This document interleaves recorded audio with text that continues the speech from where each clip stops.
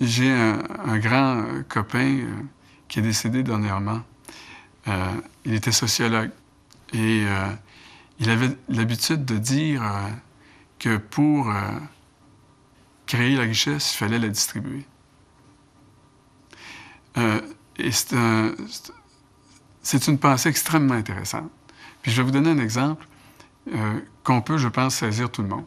Si, dans les années 60, le Québec n'avait pas décidé d'investir en éducation, on était pauvres.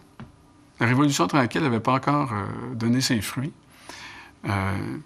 Hydro-Québec était loin de nous appartenir puis de nous fournir des redevances pour créer des politiques sociales ou des programmes sociaux. On était pauvres. Comme le Kerala, d'ailleurs, en Inde, est pauvre, mais a décidé, lui, d'investir en éducation. Puis c'est désormais l'État le plus riche de l'ensemble indien. Mais le Québec était pauvre et on s'est donné comme slogan à l'époque d'éduquer pour devenir riche. Les gens avaient cette théorie à l'effet que pour créer la richesse, il fallait d'abord la distribuer. C'est incroyable! Puis on s'est éloigné de ça.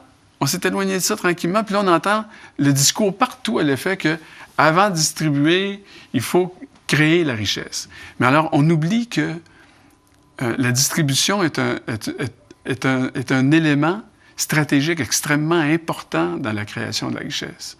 Sans éducation, il n'y en a pas de richesse. Mais si vous demandez aux Québécois, ce serait quoi la priorité d'un bon gouvernement au Québec, là? Bien, vous allez avoir 5 % des gens qui vont dire l'éducation.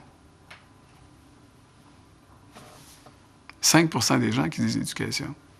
L'environnement, 25-30 % des gens, dépendant des bouffées d'enthousiasme qu'on a. Le chômage, mais là, ça dépend des crises. En récession, c'est la première chose. Mais l'éducation, là, vous regardez la courbe de l'opinion publique sur l'éducation, ça varie entre 4 et 5 % depuis des années. Ça, c'est troublant.